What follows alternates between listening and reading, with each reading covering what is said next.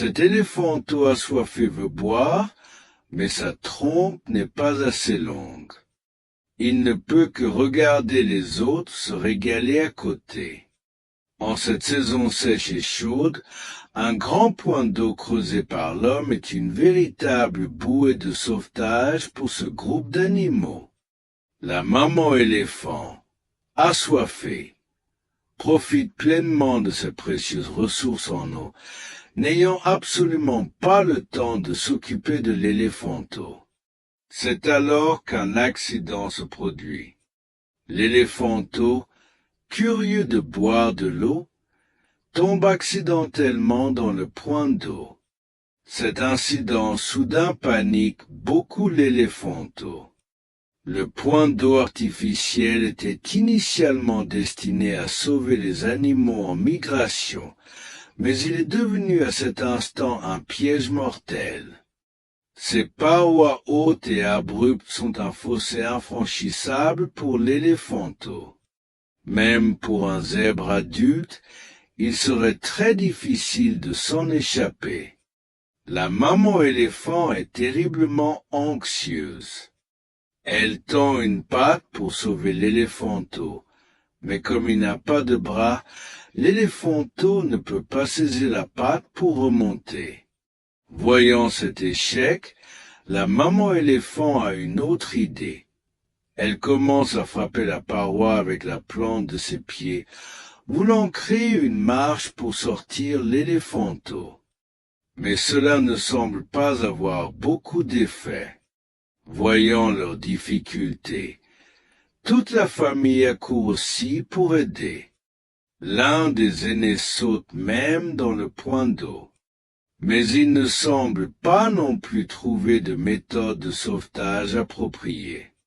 Voyant que les deux tentatives échouent, la maman éléphant a encore une autre idée, qui ne risque rien à rien. Cette fois, elle décide de tenter une grande aventure. Elle saute aussi dans l'eau, puis fait signe à l'éléphanteau de la suivre. Ensuite, ils marchent ensemble vers la rive opposée. En réalité, la maman éléphant n'est pas non plus très sûre d'elle, car elle ne sait pas exactement quelle est la profondeur de la zone profonde. L'éléphanteau se serre contre sa mère. Ne sachant pas nager, il a très peur. À ce moment, l'eau submerge presque tout son corps. Sa respiration devient très difficile. Il ne peut que choisir de faire confiance à sa maman et lever constamment la tête pour respirer. Heureusement, ils atteignent finalement la rive opposée. Ici, la paroi est nettement plus basse et l'escalader est aussi plus facile.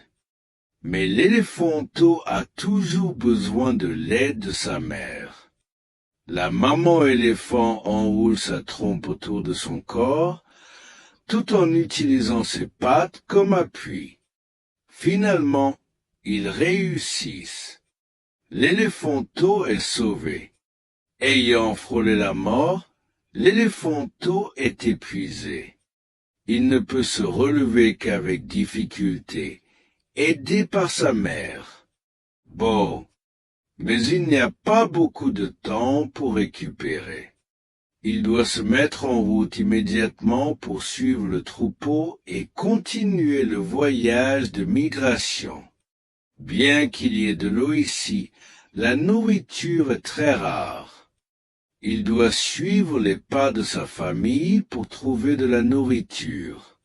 Ce n'est qu'en trouvant des prairies suffisamment luxuriantes que ce troupeau d'éléphants d'Afrique pourra survivre à cette année, la plus sèche depuis des décennies.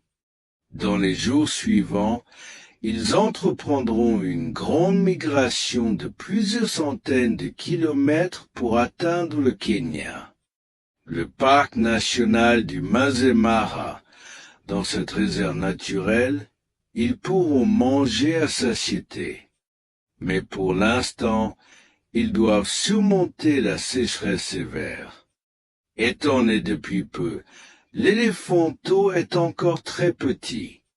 Pour chaque pas de sa mère, il doit en faire 6. Face à cette énorme dépense d'énergie, il est fort possible qu'il n'y survive pas. Dans les régions où l'environnement est trop hostile, 20% des éléphants d'Afrique n'atteignent même pas l'âge d'1 an. La chef du troupeau est une vieille matriarche expérimentée. Grâce à sa mémoire étonnante, elle guide le troupeau vers des endroits où il y a de l'eau. Cependant, après des années de sécheresse, cette rivière est maintenant asséchée. Mais son odorat est très développé. Même à 5 kilomètres de distance, elle peut facilement sentir l'odeur de l'eau. Elle trouve un endroit et commence à creuser. Peu de temps après, elle a creusé un trou et à l'intérieur, de l'eau de rivière coule encore. Le troupeau d'éléphants commence à faire la queue pour boire. L'éléphanteau est très curieux, alors il imite la manière des adultes pour apprendre à boire, mais il est repoussé par sa mère. Car pour le moment, il peut encore survivre grâce au lait maternel. Cependant, l'éléphanteau à l'esprit rebelle ne se laisse pas faire. Il s'entraîne dans un point d'eau à côté. Après seulement quelques essais, il maîtrise cette compétence pour boire. Le problème de l'eau est donc résolu, mais le problème plus grave n'est pas le manque d'eau, mais le manque de nourriture. Un éléphant adulte peut manger jusqu'à 100 kg par jour. La faim est la principale cause de leur mort. Ils doivent marcher sans cesse pour échapper au plus vite à cette misère. Ce troupeau d'éléphants d'Afrique migre depuis plus d'1 mois. L'éléphanteau est épuisé, mais continue d'avancer malgré la sécheresse. Ce n'est que lorsque la pluie nourrira la terre qu'ils pourront s'arrêter. Alors qu'un grondement retentit, les éléphants comprennent qu'un orage approche. À plus de 100 kilomètres de là, des nuages noirs obscurcissant le ciel apportent un souffle de vie. Une pluie torrentielle s'abat enfin sur cette terre. La migration du troupeau est récompensée. C'est aussi la première fois que l'éléphanteau voit la pluie depuis sa naissance. En seulement 1 semaine, cette terre sera complètement transformée. Lorsque l'eau de pluie est abondante, la vitesse de croissance des plantes dépasse l'imagination. Finalement, la nourriture que le troupeau attendait jour et nuit est enfin arrivée. L'éléphanteau a réussi à tenir jusqu'à ce moment. Maintenant, il peut manger à grandes bouchées. Pour les éléphants d'Afrique, le nombre de morts dus au changement climatique dépasse de loin celui dû au braconnage. L'avenir est imprévisible, mais au moins pour le moment, leurs cœurs inquiets peuvent enfin se détendre un peu.